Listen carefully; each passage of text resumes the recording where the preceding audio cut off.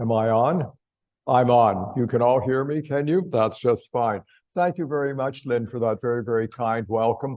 And ladies and gentlemen, it's lovely to see you. It's nice to see a number of very familiar friends here. It's also nice to see some new faces as well, and to talk a little bit about the royal family this afternoon. As Lynn said, what I'm talking about is the changing monarchy. And I've begun with this, which will be my background just for most of the talk. But towards the end, I will also do a slideshow. So I have a number of slides to do it. But before I get to that point, I would just like to chat a little bit and give you my thoughts, my ideas about the monarchy, the changing monarchy, and where we see things today. And I begin with the assumption that the monarchy is an institution as old as mankind. Its origins are lost in the millennia, and it was a traditional way for societies worldwide to organize themselves. All this got shattered about 100 years ago with World War I. And World War I saw the whole monarchical system worldwide shattered. The great empires of Russia, the Austro-Hungarian Empire, the Ottoman Empire, the German Empire were washed away, along, I might add, with that of China and other parts of the world. And what we have seen over the past 100 years or so has been, in many parts of the world, a repudiation and replaced by presidential systems, both executive and constitutional. But of course, along with these presidential systems, we have also seen that many of them have ended up becoming dictatorships. And in fact, irony of ironies, we are even beginning to see the emergence of hereditary presidencies. A major case in point being North Korea, where we now have the third member of the family who is a president. Now, why is this called a presidency and not a monarchy? Well, I would suggest to you that there are complex reasons which we could perhaps go into another time. Many of these other presidencies in some parts of the world are controlled by families or ruling classes. But yet the idea of monarchy still continues. And we have to ask ourselves, what is that all about? Well, where the monarchy is particularly strong are those countries which operate in what I refer to as the Westminster tradition. The United Kingdom, Canada, Australia, Commonwealth countries, Scandinavia. And in these countries, there has been an evolution over the past several hundred years from executive to constitutional monarchies. In other words, where the monarchies have become the senior constitutional officers. And so this begs the question, in our age, is the monarchy an obsolete appendage, an antiquated holdover from a best forgotten past? Or is it an enduring institution of ongoing importance and significance? I should make my position on this abundantly clear from the beginning. I go for the latter. I see monarchy as of continuing importance and as being of ongoing significance for our society. And so with that in mind, this brings us face to face with the remarkable events of the past 18 months or so. The transition in the British-Canadian monarchy that has had local, national, and international reverberations and has been watched closely and avidly by a worldwide audience, namely the Platinum Jubilee of Queen Elizabeth II last year, the 70th anniversary of her reign, followed almost immediately, just a year ago. We are on the eve of the anniversary of the death of Queen Elizabeth II, followed by her remarkable funeral, attended by leaders from 200 countries. And then, of course, just a few months ago, the coronation of King Charles III. But what was particularly remarkable is the smoothness of the accession from Queen Elizabeth II to King Charles III, which I think underlined the strength of the constitutional system and constitutional change was able to occur. These events aroused, as I said, worldwide interest in audiences in London, internationally, on television, online. They were watched. Queen Elizabeth II, no, she was revered, she was loved and respected throughout her lifetime, from childhood. Last year, those of you who attended the talk I gave for the Platinum Jubilee in this very room, we saw photographs of her when she was a child. And the poise and the ability to command attention, even as a 3-year-old child, was remarkable. Coming to the throne as she did at the age of 25, young, beautiful, with a young family. The Commonwealth. She became queen at the start of a Commonwealth tour, returned to London, and after the coronation, she resumed this year-long tour through the Commonwealth. And she became, quite frankly, at that point, probably the best known person on the face of the earth, and remained that way until the end of her life. There was an aura about her that was utterly remarkable. She, of course, has been succeeded by her son, King Charles, who's respected.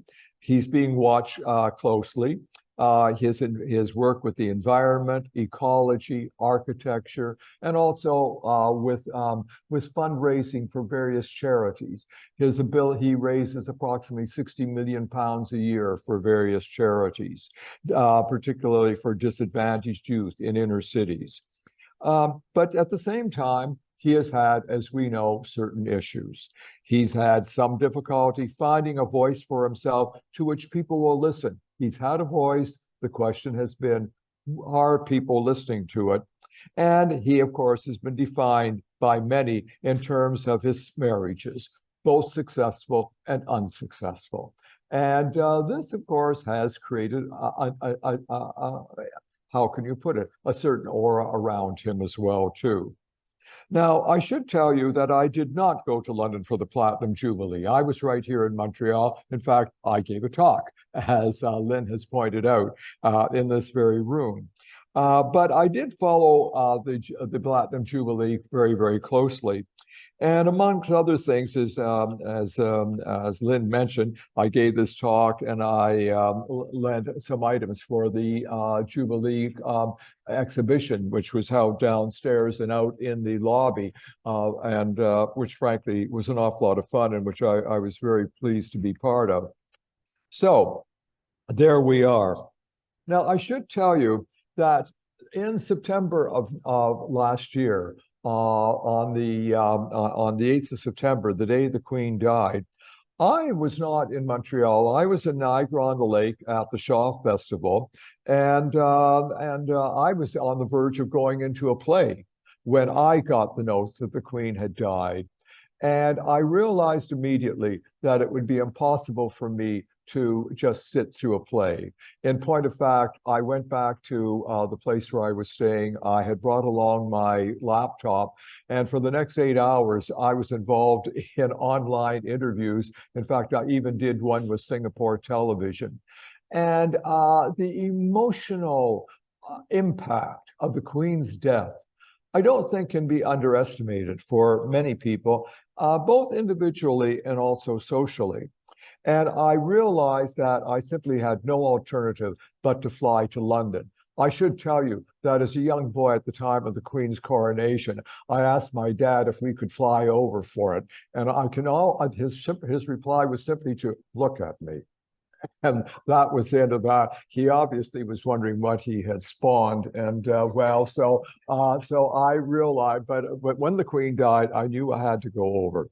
And there I flew over on the following week, and I was there by Thursday the 15th. So I was in good time. Now, London, as I'm sure many of you are aware, is one of the world's largest and most interesting cities. It is a city of great wealth, luxury, and culture, but it's also a city with strong popular culture and also with grinding poverty. It's a city of enormous extremes. Ethnically, it is increasingly diverse. It's a bustling city with people and commerce. Yet in the midst of this great city, there was this great national act of collective mourning. It was quite remarkable to be there. Flags at half-mast, shop windows filled with pictures of the late Queen, messages of sympathy for the royal family, and then this 24-hour long line going for people wanting to go into Westminster Hall to view the Queen's coffin lying in state.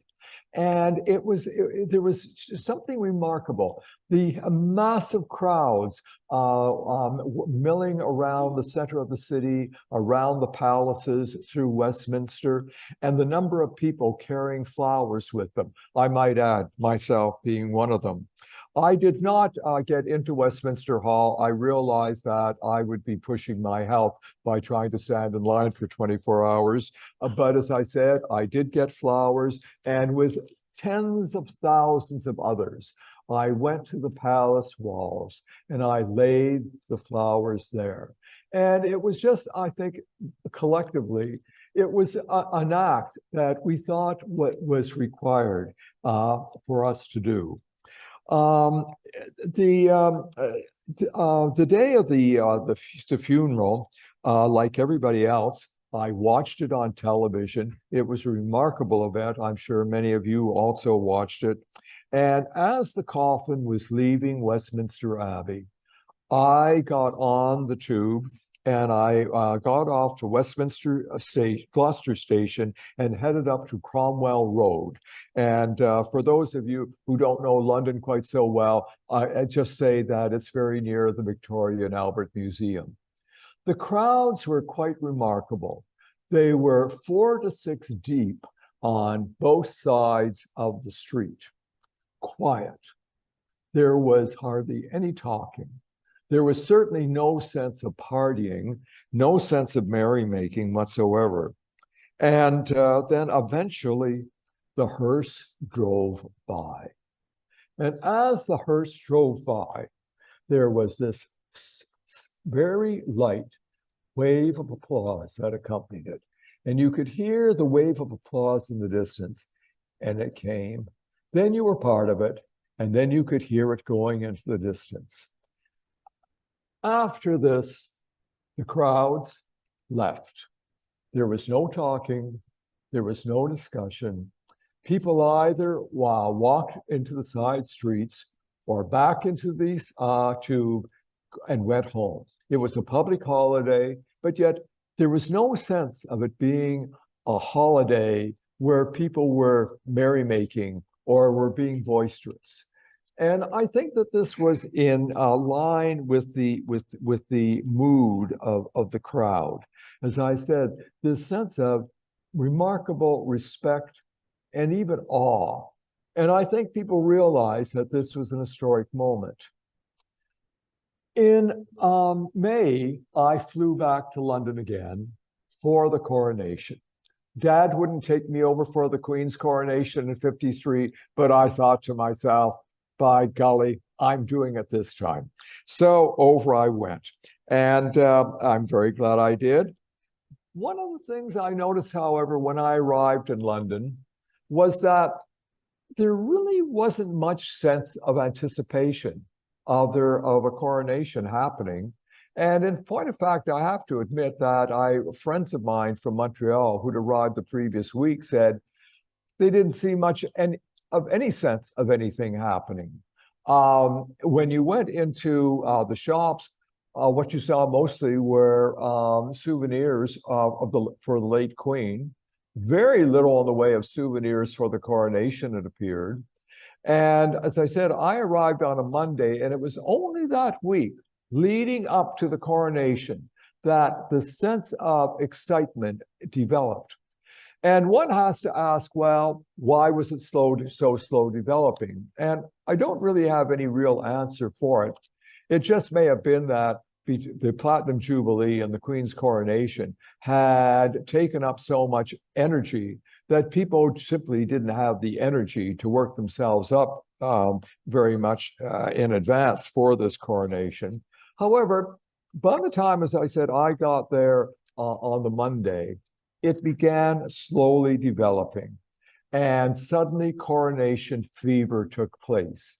Near the hotel where I was staying near Waterloo Station, one evening, that whole area was cleared out when the thousands of troops from across Britain and the Commonwealth were assembled for a rehearsal. Went along, and that got big crowds. And suddenly you realize that you really were part of something itself. And then as the week went on, suddenly the tents began appearing along the mall. The huge crowds began, and suddenly that same sense of crowd urgency began emerging. And you realize that yes, there was an event occurring that was going to attract enormous public attraction. It was a very different coronation from the 1953 coronation. Those of you who have seen the movies and the photographs from '53 will realize that it had a level of formality to it that was which was extraordinary and may never again be repeated. Having said that, I would have to say that King Charles's coronation in June, the music was beautiful. There was solemnity to it, and the ancient ceremonial elements were all present. King Charles and his queen consort Camilla may not arouse quite the love and reverence of Queen Elizabeth II, but as I say, he is respected, and he is certainly being given the benefit of the doubt. So therefore, it raises the question, what is King Charles's situation? How is he going to manage? And will he, in fact, ever elicit the level of love, admiration, and respect afforded to his mother? Well, time will tell. Let's begin by mentioning some of the negatives that he has to face. As I say, he does carry with him the haunting image of his first wife, Diana, her death in Paris under tragic circumstances, her remarkable funeral with her sons marching in the procession. I think these will all remain vivid memories for many people. In some quarters, the king is considered to be a meddler, too much involved with social issues. The fact that during the 1990s, he participated in biographical studies of him in which he lamented about suffering through a painful childhood with a distant mother and a bullying father. I don't think any of that has increased his stature. He's neither young nor glamorous, nor is Queen Camilla. So this is on the negative side. On the positive side, as I've already mentioned, there are his charitable activities, particularly with inner city youth, his environmental and architectural interests appealing to many, raising 60 million pounds a year for charities. This is all positive. He's obviously very intelligent, he's educated, and he's obviously very well-meaning and very committed. I wonder if we couldn't look as an analogy to King Charles's grandfather, the late King George VI, the father of Queen Elizabeth, he died in 1952. He endured low popular support when he became monarch following the abdication crisis of his brother Edward VIII, who gave up the throne to marry Mrs. Simpson. But then things turned around for him. The 1939 tour of Canada, the Queen Mother said, made them. The enormous support and enthusiasm for them, which we Canadians showed, was a turning point in the reign of King George VI. World War II, when the King and the Queen remained in England and more to the point in London through the Blitz. When the Queen, when asked if the princesses would be evacuated to Canada, she said, "The princesses will never leave without their mother, and I will not leave without the king, who will never leave." And I think that this brought forward love and respect for people because they realized that they were committed to the cause. Each monarch and each generation of the royal family brings its own gifts, its personalities, and its character to the position. It's a question, I think, of adapting to changing and challenging world. We all have to face it. Kings, queens, princes, and princesses as much as anybody. And I feel confident that that the king will do so. But the truth of the matter is that there are particular challenges.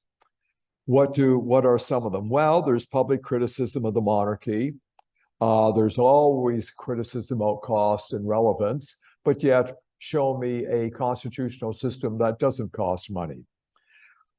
Secondly, there's the political economic instability in the United Kingdom. They've had what?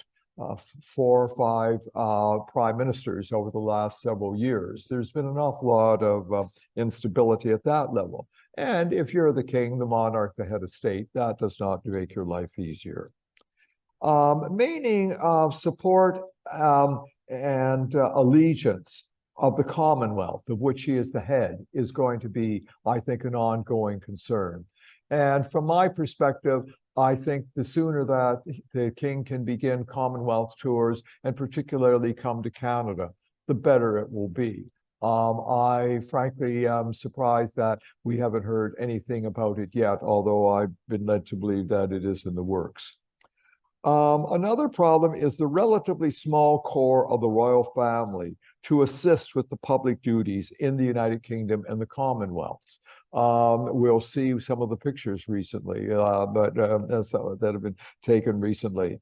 But the fact that Prince Harry and Prince Andrew are no longer active members of the royal family is a problem. The fact that Prince Harry and his autobiography Spare have been so critical of the king is an issue. And of course, Prince Andrew, well, Prince Andrew is just an issue. This is a man of poor, if he may or may not be guilty of what he's accused of, but he has certainly shown very, very poor judgment. What about a Canadian dimension? Well, we have to admit that there are Republican movements in Canada. The question has always been, if we don't have the monarchy, what do we have in its place? And to that, there's never been any satisfactory answer. I think a more serious problem has been, I would say, a certain indifference on the part of several governments who don't always understand the role of monarchy. And also, I think the fact that in our schools, history and civics are now infrequently taught. And I think we have generations of Canadians growing up not understanding Canadian history, not understanding Canadian constitutional theory, and often looking at American television and assuming that our constitutional system simply mimics theirs, which of course is not the case. The great strength of the monarchy in Canada, I think, is, however, might be the fact of a growing realization that Republican forms of government in many parts of the world have proven to be rather fragile. And I must say, the thought of a Trump presidency in the United States, if nothing else, certainly makes me a very strong and fervent monarchist. But which you may or may not share. So what are we talking about with this talk? That where is the monarchy? Well, the monarchy, of course, is rooted in the past because its history is such a long and venerable and important history. But it's also entangled, I think, or involved with hopes for the future, challenges the future. And I think that constitutional monarchy has proven extremely effective and extremely resilient in giving us a sense of how could you put it, a sense of stability in moving forward into the future. The memory of Queen Elizabeth II, well, it lingers, and it certainly will linger for a long, long time. For King Charles III, well, it's a tough act to follow. I think that he knows that he has a very, very strong basis upon which to build, but he knows very well that he is going to have to build upon it and that he won't be able to take it for granted. So, with that in mind, I'm just wondering if now wouldn't be a good time to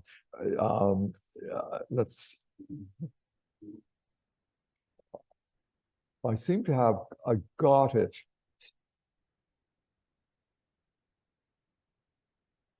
I'm not sure how I get, there we are. Now would be the time, I think, for us to look at the slideshow. Now, before we began, somebody seeing this picture asked if the talk would be in French, and I assured them no, it would be in English, but I will use an awful lot of material from French language publications. The French, the Francophone cultures, how could you put it, sympathy and interest in the British monarchy has always been extremely high. And frankly, some of the publications that come out in France, I find, are amongst the most interesting. There are many iconic portraits of Queen Elizabeth II. This was a very young Queen Elizabeth II. In fact, it may have been taken when she was princess before even becoming to the throne. And you can see the hallmarks of it. First of all, this youthful personality, the charisma, her ability to look directly at an audience, and of course the spectacular clothing and jewelry which accompanied it. Winnie the Pooh. Well, of course, the Platinum Jubilee was very much tied up with Winnie the Pooh in that wonderful film sequence of the Queen and Winnie the Pooh having tea together, and the Queen bringing her her marmalade sandwich out of her purse. I think was an awful lot of fun for people to see. What else? Then, of course, her death. And the fact that the Jubilee and her death went together so closely, I think was quite remarkable. And I think that this photograph was extremely effective. And it said almost everything that needed to be said in terms of her having died. Another French language magazine, Once Upon a Time, Elizabeth II. And again, her remarkable impact upon the world. The funeral was really quite magnificent, and the way in which the funeral procession was led down the mall by the Mounties, I think, really captured a lot of people's attention. And of course, the Westminster Abbey was filled to overflowing. Heads of state and government from 200 countries, and the limited number who were permitted into it. I mean, it was quite something. And of course, the security in London for the funeral was just overwhelming. And you couldn't get anywhere near the palace. They were taking no chances of anything. Canada's history, Canada's Queen. And again, I think that this is important for us to remember. Queen Elizabeth II was Queen of Canada. King Charles III is King of Canada. And these are our heads of state. And this is not a minor issue. This is major because the Canadian Constitution is based upon the assumption of us being a monarchy. Now, this was a French magazine that it does a review of the news, and this was their cover story, and the question was "La dernière reine," the last queen. And basically, what they were looking at was the whole question was how the foreign press saw the death of Queen Elizabeth II, and the question was, well, would the monarchy continue? And this has been a perennial issue. But then it was a perennial issue through the 70 years of Queen Elizabeth II's reign, and an assumption on many parts that, well, the monarchy can't continue, but yet it does. And I think that's the story. Now, these are some of the memorabilia and from my own collection. Here was a couple of Jubilee mugs, and which were a number. And then here were a few of the mugs that came out commemorating her death. And I should tell you that Jubilee and Platinum Jubilee things were not as common as you might think. Remember, last year, 2022, was the end of the COVID. And also there was some question in sources, would she even live through the Jubilee year? And as a result, there really wasn't that much production. And then, of course, suddenly she was dead and gone.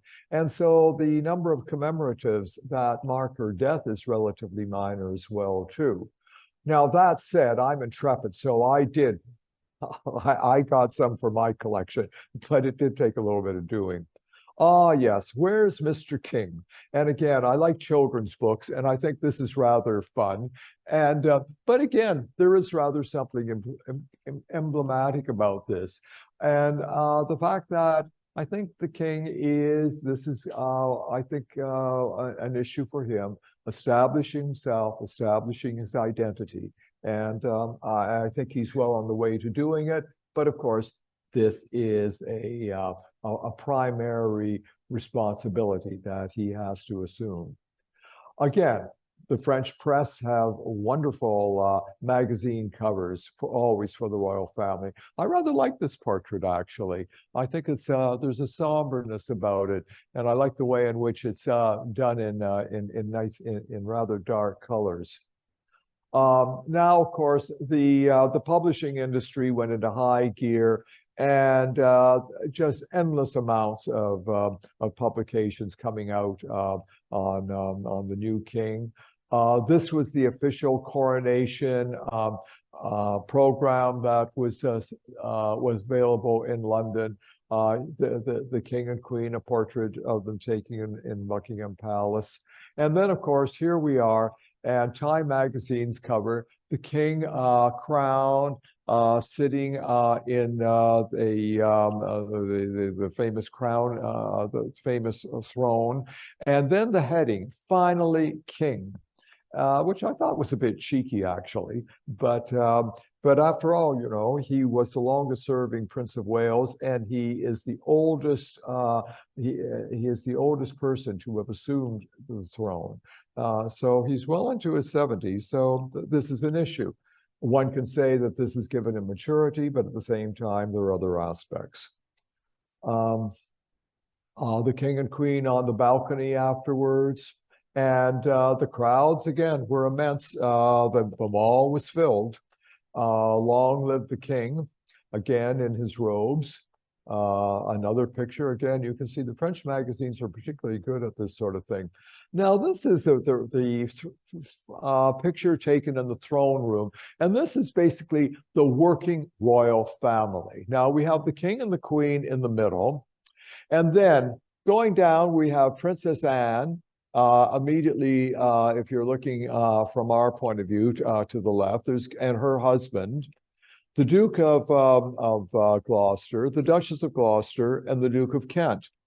Now, Princess Anne is in her 70s, as is the Duke of Gloucester, and the Duke of Kent is well into his 80s.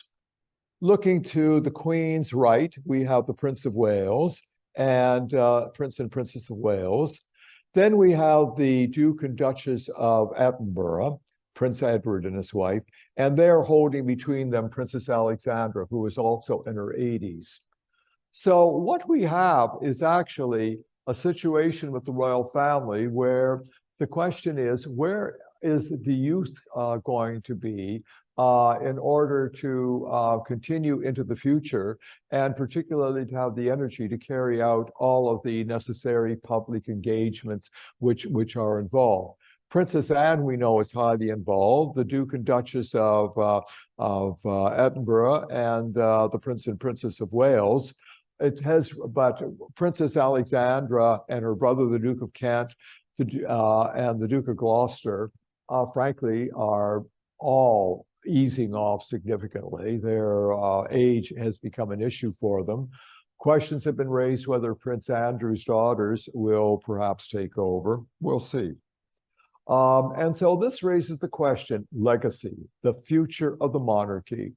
And we have this picture of the Princess of Wales. And I think she and the Prince of Wales and their children are obviously what one's looking for in the future. Here are some of the commemoratives for King Charles. This was a mug and a saucer, another mug and saucer combination. And then, I rather like these. These are Christmas tree decorations, which I thought were sort of fun, actually. And so I thought, well, there we are. So I share them for what they're worth. So, ladies and gentlemen, that's basically my review of the monarchy and its future, and I'd be more than happy to take questions if anybody would, raise their hands and like to ask a question or two. Hi, Frank. Question. Yes. The coronation of the Queen in 1953. You were there. Oh, I was 16 years old, so you could.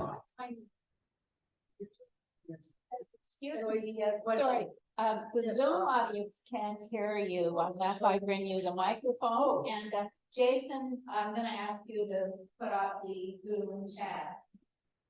I was just chatting there. Yeah, so every time I go into my pocket and pull out a $20 bill, I see the picture of the Queen. And I hope everybody's got access to what I'm talking about. Why don't they keep the Queen permanently on the $20 bill? It's the only one that's left. They've taken her off all the other currencies. Oh, he can get the other bill, as long as she's there. Yeah, I'd like to see King Charles on the $20 bill as soon as possible. Okay, Helen, I'm coming with the mic. Thank you. I personally am very angry with Prince Harry, and I wonder whether you think Charles should try to get the Parliament in Britain to do something about the fact that Harry is fifth in the line of succession and that his children are sixth and seventh. What do you think?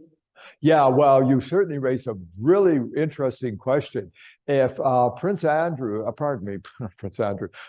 Prince Harry is going to continue living in the States, and his children, and bringing his children up there, and in fact, the second child was born in the United States, if my memory is correct. Is it really appropriate for them to continue in the succession to the throne? And I can see that this is going to become an issue very quickly. Also for Harry, there's going to be big issues about income tax for him as well, too, because living in the United States, what does this do in terms of income tax? There are any number of issues, and I share your concern about this and wonder what's going to happen. There has been suggestion about changing the succession so that they are no longer in it. That's tricky to do. And I know the royal family doesn't like fooling around with the succession as any more than necessary. This was, remember, at the abdication of 1936, when King Edward VIII abdicated. And there were suggestions that, well, they weren't sure that the Duke of York would be suitable because he had a bad stutter, and maybe one of the brothers instead. But the decision was that the principle of primogeniture had to be followed. He was the next oldest brother. He should become king. And in fact, he was a very, very good king. I don't have an answer for you, but I agree with you. It's going to have to be dealt with, but I'm not quite sure how. Okay, I'm coming with the microphone. It's needed for the Zoom audience. Thanks. Do you think that dark-haired American women should be banned from mixing with the royal family? That who should be banned? Dark-haired American women. Oh, I think they should limit themselves to blonde American women myself. But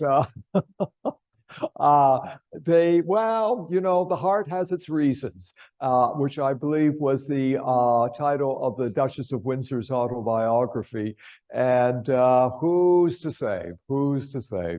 Who's to say?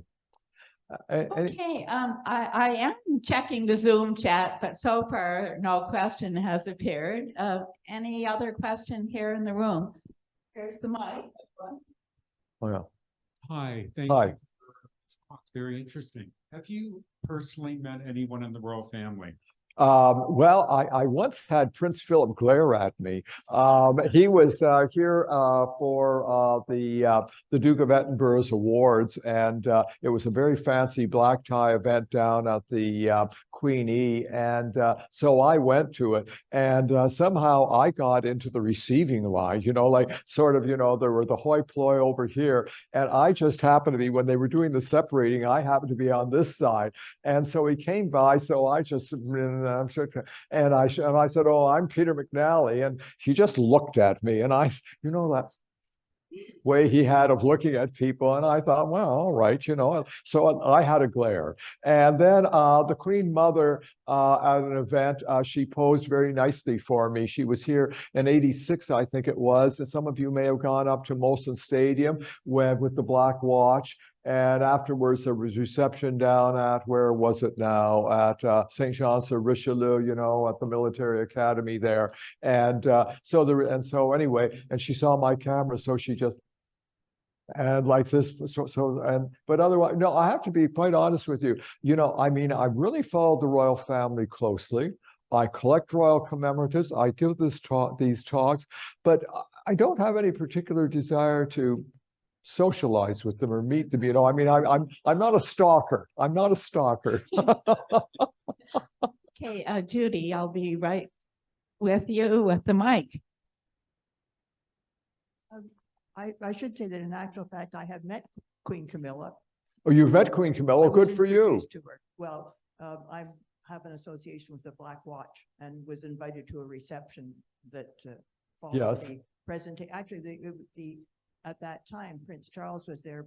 He became the colonel-in-chief of the regiment, so he was presenting his colors to the regiment. And Yes. we, like you say, you got turf one day or the other, and I missed out on Prince Charles at the time. But you know, you're talking about what happens, and I wonder, you know, when you get somebody really popular like the Queen, the person succeeding really never, I don't think, ever quite gains the same popularity. But it will be a transition, and it will give William and Kate a little bit of time to remain as a happy family before, hopefully, he takes over as king. Yeah, no, that's a very good point. I think that King Charles III is a transition figure. It's a tough act to follow. Queen Elizabeth II, I mean, 70 years, but on top of this, I mean, she was so brilliantly successful and effective in doing it. This doesn't mean that that King Charles isn't good, won't do a good. I think he will, but I think your point is well taken. It gives the Prince and Princess of Wales a bit of breathing room with their young family, and to establish themselves before they take over the monarchy. And that's what the monarchy is all about. And there's always going to be a waxing and forthing. But remember, after Queen Victoria, it was the same sort of thing. Her son, King Edward VII, he was only king for, what was it, 9 years, 1901 to 1910. Of course, he was a heavy duty smoker and drinker. So, you know, and vastly overweight. So, you know, he didn't have quite the, he did abuse his body. Let's be quite frank about it. That said, he still established his personality, and he still proved to be very effective. So, you know, we can't take these things for granted. No. Yes, here's the mic. You mentioned that he's not exactly, King Charles is not exactly popular, but the way he dresses, he's considered one of the top fashion. That's right. He dresses very well. And just to show you what happened, he was visiting either a Hindu temple or a mosque, and he took his shoes off, and he had a hole in one of his socks. And is that a good thing or a bad thing? Well, it was a good thing in a way because it hit the world news. Every news outlet featured that. And they said, you know, like he probably fired his valet, you know, for that. But also, I always say that without a Canadian monarchy, let me just get the same, sorry. Without a monarchy in Canada, Canada would be like a no-name product on a supermarket shelf. Ooh. Because there's no traditions at all. Well, you know, I think that this whole question of the monarchy in Canada, I think is a major issue. As you know, given the nature of the Canadian Constitution, how the monarchy can be changed is very uncertain. It would require unanimity, not only of the House of Commons and the Senate, but all 10 provinces. And remember the way in which the Canadian, and so you get rid of the monarchy and you say a president. Well, would this be an executive presidency, or would it be a constitution such as you have in the United States or through South America? Or would it be a constitutional presidency such as you have, say, in Israel or Germany or Italy, for instance? But more than that, the Canadian Constitution is written on the assumption that we will be a monarchy. And remember, one of the elements of it is having lieutenant governors in all the provinces. If you if you don't have a monarchy, then what would you have in the provinces? And would we necessarily continue having the parliamentary system? I think none of this has been thought through adequately, and frankly, the roots of the monarchy in this country are very, very deep. There might be sections which aren't particularly keen on the monarchy, but the thing is that there are enough of us who really are very keen on the monarchy that I think we continue making a very loud noise about it all, which I think is good, but there you go. Yes, sir. Time for just Sorry. one more quick last question. So you have to speak right to the mic.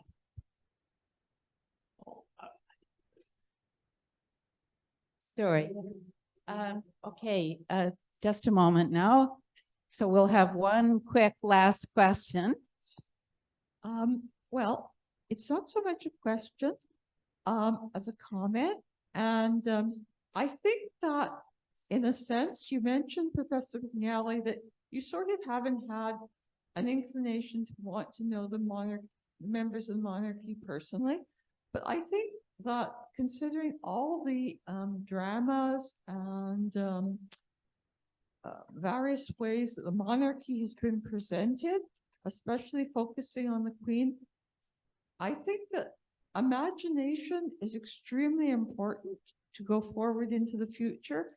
And I think the monarchy has offered this enormous theater for the imagination. Yeah. Thank Well, you. that's a very good point. Remember, the Queen Elizabeth II and now her son King Charles III are the heads of the Commonwealth. After the United Nations, this is the world's largest international organization.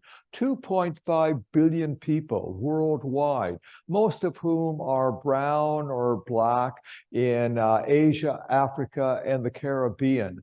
The Queen Elizabeth II, there are what, 55 countries in the in the Commonwealth. She visited them all. Prince Philip, other members of the royal family as well too. The role of the Commonwealth in world peace and harmony, also the various international what you call it now, projects which are involved. I know somebody who works in the Commonwealth Office in London and is involved with fields of urban and rural planning. And she travels worldwide across the Commonwealth, involved in various projects, and many of which are funded by us here in Canada. These don't raise an awful lot of public attention always, but yet they are cornerstones of world peace, and they're ways in which we are able to assist particularly third world countries in their development. This is and the monarchy's role in maintaining the monarchy and extend and ensuring that that its good works and its projects continue is significant and important. So, with that happy note, thank you so much, everybody. Thank you, Peter. Okay.